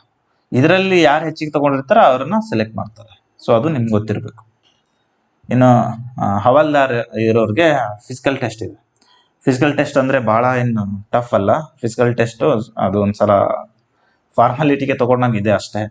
ವಾಕಿಂಗ್ ಮಾಡಬೇಕು, ರನ್ನಿಂಗು ಅಲ್ಲ, ವಾಕಿಂಗ್ ಮಾಡಬೇಕು. 1600 ಮೀಟರು 15 ನಿಮಿಷದಲ್ಲಿ ವಾಕ್ ಮಾಡಬೇಕು. ಇದೆಲ್ಲರೂ ಆರಾಮಾಗಿ ಮಾಡ್ತೀರಾ. 15 ನಿಮಿಷದಲ್ಲಿ 1600 ಮೀಟರ್ ಆರಾಮಾಗಿ ವಾಕ್ ಮಾಡ್ತೀರಾ. ಇದು ಮೇಲ್ಗೆ. ಫಿಮೇಲ್ಗೆ 1 ಕಿಲೋಮೀಟರ್ ಮಾಡಬೇಕು 20 ನಿಮಿಷದಲ್ಲಿ. ಸೊ ಎಲ್ಲರೂ ಆರಾಮಾಗಿ ಲಾಸ್ಟ್ ಇಯರ್ ಯಾರೆಲ್ಲ ಸೆಲೆಕ್ಟ್ ಆಗಿದ್ದೀರಾ ಇದೆಲ್ಲ ನಿಮ್ಮ ರಿಸಲ್ಟ್ ಬಂದ ಮೇಲೆ ಆಗೋದು. ಇದಕ್ಕೆ ರೇಷಿಯೋ ಎಷ್ಟು ಫಿಸಿಕಲ್ಗೆ ಅಂತಂದರೆ 1:7. 1 ಪೋಸ್ಟ್ ಇತ್ತು ಅಂದರೆ 7 ಜನನ ಫಿಸಿಕಲ್ ಕರೀತಾರೆ. ಸೊ ಅದರಲ್ಲಿ ಪಾಸ್ ಆದಮೇಲೆ ಫೈನಲ್ ರಿಸಲ್ಟು MTS ಎಲ್ಲನೂ ಸೇರಿ ಫೈನಲ್ ರಿಸಲ್ಟು ಒಂದೇ ಸಲ ಬರುತ್ತೆ. ಯಾರಾದರೂ ವುಮನ್ ಕ್ಯಾಂಡಿಡೇಟ್ ಇದ್ದರೆ, ಪ್ರೆಗ್ನೆಂಟು ಆ ಥರ ಇದ್ದರೆ ನಿಮಗೆ 12 ವೀಕ್ಸ್ ತನಕ ಅವರು ಕಾಯ್ತಾರೆ. ನಿಮಗೆ ಇಲ್ಲ, 12 ವೀಕ್ಸ್ ಪ್ರೆಗ್ನೆಂಟ್ ಇರೋರಿಗೆ 6 ವೀಕ್ಸ್ ತನಕ ಕಾಯ್ತಾರೆ. 12 ವೀಕ್ಸ್ ಪ್ರೆಗ್ನೆಂಟ್ ಇರೋರಿಗೆ 6 ವೀಕ್ಸ್ ತನಕ ಅವರು ನಿಮ್ಗೆ ಟೈಮ್ ಕೊಡ್ತಾರೆ. ಅದಾದಮೇಲೆ ಬಂದು ನೀವು ಟೆಸ್ಟ್ ಕೊಟ್ಟು ಪಾಸ್ ಆದರೆ ಓಕೆ, ಇಲ್ಲ ಅಂತಂದರೆ ನಿಮ್ಮನ್ನು ಅವರು ಡಿಸ್ಕ್ವಾಲಿಫೈ ಅಂತ ಮಾಡ್ತಾರೆ. ಸೊ ಇದು ಫಿಸಿಕಲ್ ಟೆಸ್ಟ್ ಆಯಿತು. ಇನ್ನು ಫಿಸಿಕಲ್ ಎಂಡ್ಯೂರೆನ್ಸ್ ಯಾವ ಥರ ಇರಬೇಕು, ಸ್ಟ್ಯಾಂಡರ್ಡ್ ಯಾವ ಥರ ಇರಬೇಕು. ಹೈಟು 157.5 ಇರಬೇಕು ಮೇಲ್ಗೆ. ಚೆಸ್ಟು 81 ಸೆಂಟಿಮೀಟರ್ ಇರಬೇಕು. ಫುಲ್ಲಿ ಎಕ್ಸ್ಪ್ಯಾಂಡೆಡ್ ಆದಮೇಲೆ ಮಿನಿಮಮ್ ಎಕ್ಸ್ಪೆನ್ಷನ್ 5 ಸೆಂಟಿಮೀಟರ್ ಇರಬೇಕು. ಸೊ ಇದು ನಿಮ್ಗೆ ಗೊತ್ತಾ ಇದೆ. 157 ಹೈಟು, ಚೆಸ್ಟ್ 81. ಫೀಮೇಲ್ಗೆ 152 ಸೆಂಟಿಮೀಟರ್ ಹೈಟ್ ಇದೆ. 2.5 ಸೆಂಟಿಮೀಟರ್ SC ಅಲ್ಲ, STಗೆ ರಿಲ್ಯಾಕ್ಸೇಷನ್ ಇದೆ. ಇಲ್ಲಿ 5 ಸೆಂಟಿಮೀಟರು STಗೆ ರಿಲ್ಯಾಕ್ಸೇಷನ್ ಇದೆ. ಅಂದರೆ ಬರೀ 152.5 ಇರಬೇಕು. ಇಲ್ಲಿ 147 ಇರಬೇಕು ಫೀಮೇಲ್ STs. ಉಳಿದವ್ರಿಗೆಲ್ಲ 157.5 ಮತ್ತು 152 ಯಾವ ರೀತಿ ಕೊಟ್ಟಿದ್ದಾರೆ ಹಾಗೆ. ಮತ್ತು ವೇಟ್ ಕೂಡ ಕೊಟ್ಟಿದ್ದಾರೆ. ಫೀಮೇಲ್ಗೆ 48 kg ಇರಬೇಕು. ಸೊ 48 kg ವೇಟ್ ಇರಬೇಕು. ಇದು ಹವಾಲ್ದಾರ್ ಪೋಸ್ಟ್ಗೆ. ಸೊ ಇದಿಷ್ಟು ಫಿಸಿಕಲ್ ಟೆಸ್ಟು ಮತ್ತು ಫಿಸಿಕಲ್ದು ಎಫಿಷಿಯನ್ಸಿ ಟೆಸ್ಟು ಮತ್ತು ಫಿಸಿಕಲ್ ಸ್ಟ್ಯಾಂಡರ್ಡ್ ಟೆಸ್ಟ್. ಇವೆರಡು ನಿಮ್ಮ ಹವಾಲ್ದಾರ್ ಪೋಸ್ಟ್ಗೆ ಅಷ್ಟೇ, MTSಗಲ್ಲ. MTS ಮತ್ತು ಹವಾಲ್ದಾರ್ ಎರಡೂ ಕೂಡ ಇಲ್ಲಿ 2 ಹುದ್ದೆಗಳ ನೋಟಿಫಿಕೇಶನ್ ಆಗ್ತಾ ಇದೆ. ಸೊ ಇದು ಬರೀ ಕೇವಲ ಹವಾಲ್ದಾರ್ ಪರೀಕ್ಷೆಗಳಿಗೆ ಮಾತ್ರ, ಫಿಸಿಕಲ್ಲು ಮತ್ತು PST. ಇದು ಬಿ ಕೇರ್ಫುಲ್ ಅಂತ ಯಾಕೆ ಹಾಕಿದ್ದೀನಿ ಅಂತಂದರೆ, ಒಂದು ನಿಮಿಷ ಇರಿ. ನಾನು ಆವಾಗಲೇ ನಿಮಗೆ ಹೇಳಿದ್ದೆ ಏನಂತಂತಂದರೆ, ಅಪ್ಲಿಕೇಶನ್ ಹಾಕುವಾಗ ದಯವಿಟ್ಟು ಕರೆಕ್ಟಾಗಿ ನೋಡ್ಕೊಂಡು ಹಾಕಿ ಅಂತಂದೆ. ಯಾಕಂತಂದರೆ ನೀವು ಅಲ್ಲಿ ಏನು ಕೊಟ್ಟಿರ್ತಾರೆ ಡಾಕ್ಯುಮೆಂಟ್ಸು, ಅಪ್ಲಿಕೇಶನ್ ಹಾಕುವಾಗ ಅದನ್ನೇ ಇಲ್ಲಿ ಕನ್ಸಿಡರ್ ಮಾಡ್ತಾರೆ ಅಂತ ಕೊಟ್ಟಿದ್ದಾರೆ. ಸ್ವಲ್ಪ ಡಿಸ್ಟರ್ಬೆನ್ಸ್ ಇತ್ತು, ಅದಕ್ಕೆ ನಾನು ಪಾಸ್ ಮಾಡಿದ್ದೆ. ಬಿ ಕೇರ್ಫುಲ್ ಇದನ್ನು ಯಾಕೆ ಹಾಕಿದ್ದೀನಿ ಅಂತಂದರೆ, ನಿಮ್ಮ ಸರ್ಟಿಫಿಕೇಟ್ಸು ಅಪ್ಲಿಕೇಶನ್ ಹಾಕುವಾಗ ಏನು ಕೊಟ್ಟಿರ್ತೀರಲ್ಲ ಅದೇ ಫೈನಲ್. ನೀವು ಅದನ್ನು ಚೇಂಜ್ ಮಾಡ್ತೀನಿ ನಾನು ಡಾಕ್ಯುಮೆಂಟ್ ವೆರಿಫಿಕೇಷನಲ್ಲಿ ಅಂತಂದರೆ ಅದು ದಯವಿಟ್ಟು ಅಲವಿಲ್ಲ. ನಿಮ್ಮ ಕ್ಯಾಂಡಿಡೇಚರು ಡೈರೆಕ್ಟ್ ಕ್ಯಾನ್ಸಲ್ ಆಗುತ್ತೆ. Candidature of candidate will be cancel directly. Document verification direct ನಿಮ್ಮ ಯೂಸರ್ ಡಿಪಾರ್ಟ್ಮೆಂಟ್ ಅವ್ರು ಮಾಡ್ತಾರೆ. ಅದಕ್ಕೋಸ್ಕರ ಅವರು ಈಗಲೇ ನಿಮಗೆ ನೋಟಿಫಿಕೇಷನಲ್ಲೇ ಕೊಟ್ಟಿದ್ದಾರೆ. Documents of education qualification, cost, category ಎಲ್ಲನೂ ಕರೆಕ್ಟಾಗಿ ಫಿಲ್ ಮಾಡಬೇಕು ಅಪ್ಲಿಕೇಶನಲ್ಲಿ.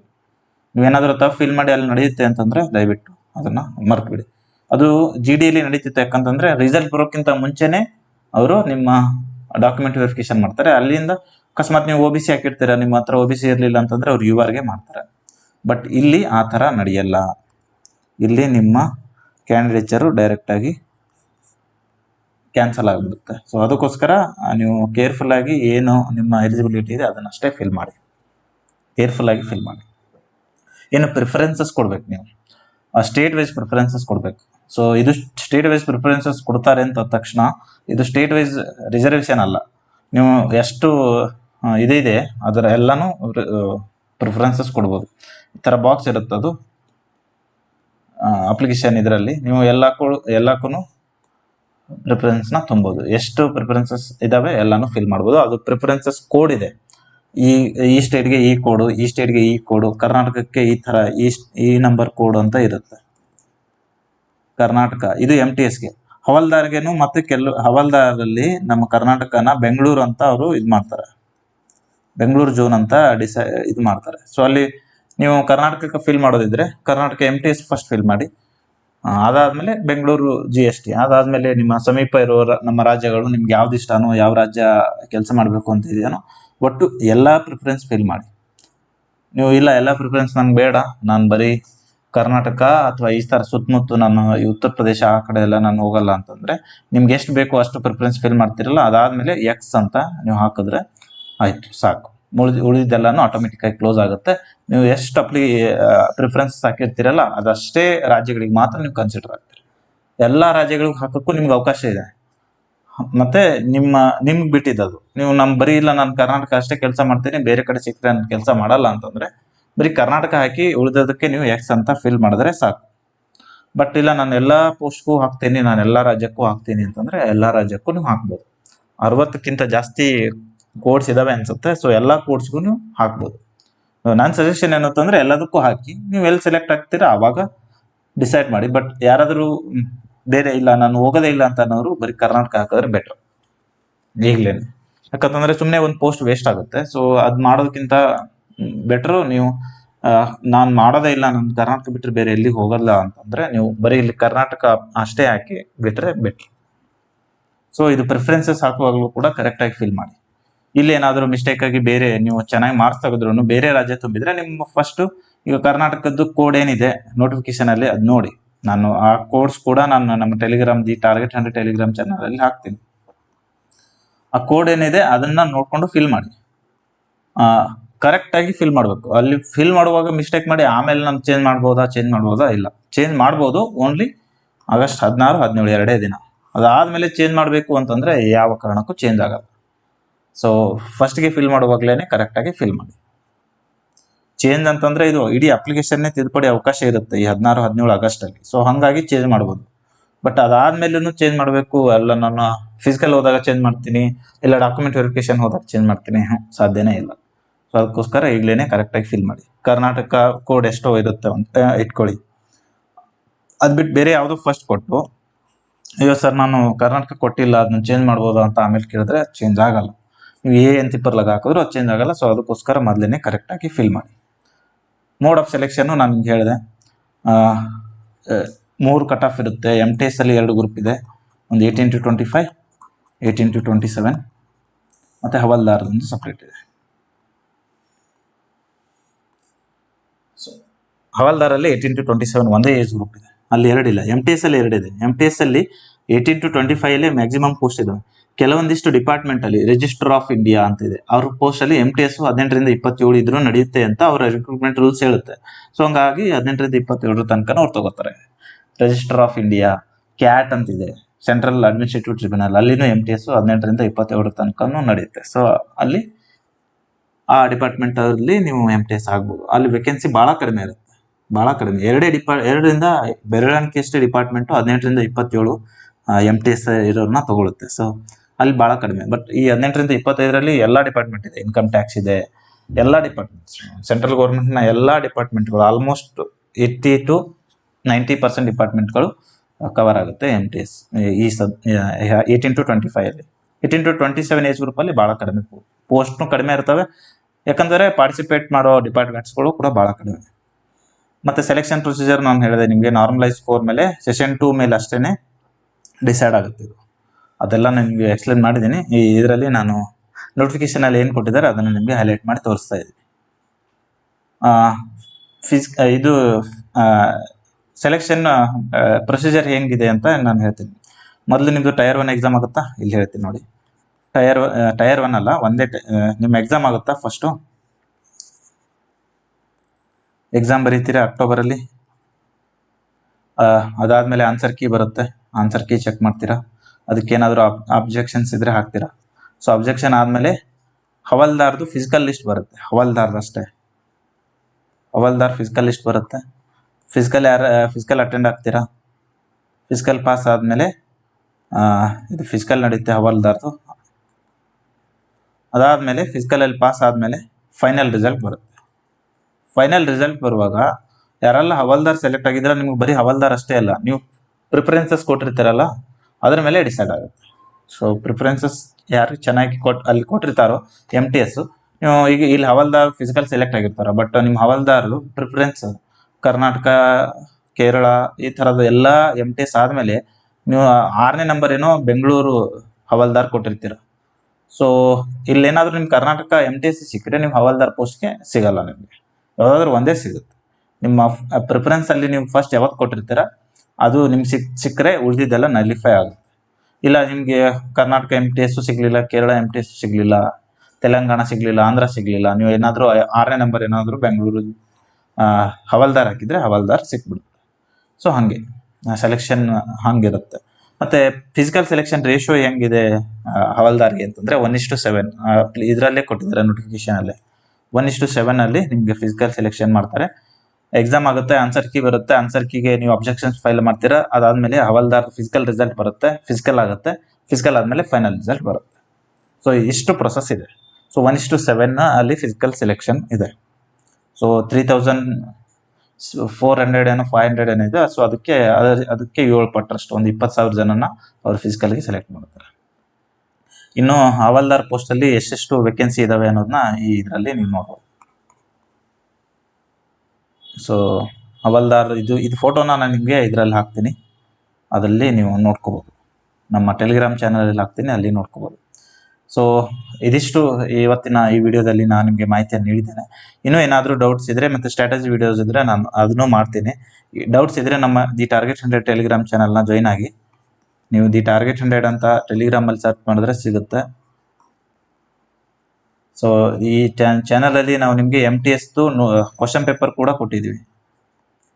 ಕನ್ನಡದಲ್ಲಿ MTS ಕ್ವಶನ್ ಪೇಪರ್ ಕೂಡ ಕೊಟ್ಟಿದ್ದೀವಿ, ಕನ್ನಡದಲ್ಲೇನೆ. ಲಾಸ್ಟ್ 22-23 ಕೊಟ್ಟಿದ್ದೀವಿ. ಸೊ ಹಾಗಾಗಿ ನೀವು ಇದನ್ನು ಜಾಯ್ನ್ ಆದರೆ ನಿಮಗೆ ಹೆಲ್ಪ್ಫುಲ್ ಆಗುತ್ತೆ. RPF ಕಾನ್ಸ್ಟೇಬಲ್ಲು ಎಲ್ಲದರದ್ದು ನಾವು ಮಾಡ್ತಾ ಇದ್ದೇವೆ. ಅದು ಆದ ತಕ್ಷಣ ಈ ಟೆಲಿಗ್ರಾಮ್ ಚಾನಲ್ ಜಾಯ್ನ್ ಆದರೆ ನಿಮಗೆ ಅದರಲ್ಲಿ ಸಿಗುತ್ತೆ. ಸೊ ಇಷ್ಟು ಹೇಳ್ತಾ ಎಲ್ಲರೂ ಅಪ್ಲಿಕೇಶನ್ ಕರೆಕ್ಟಾಗಿ ಹಾಕಿ. ಇನ್ನೂ ಏನಾದರೂ ಡೌಟ್ಸ್ ಇದ್ದರೆ ಕಮೆಂಟ್ ಸೆಕ್ಷನಲ್ಲಿ ಅಥವಾ ನಮ್ಮ ಟೆಲಿಗ್ರಾಮ್ ಚಾನಲ್ನ ಕಮೆಂಟ್ ಸೆಕ್ಷನಲ್ಲಿ ಕೇಳಿ ಅಂತ ಹೇಳ್ತಾ ಇವತ್ತಿನ ವಿಡಿಯೋನ ಇಲ್ಲಿಗೆ ನಿಲ್ಲಿಸ್ತಾ ಇದ್ದೀನಿ.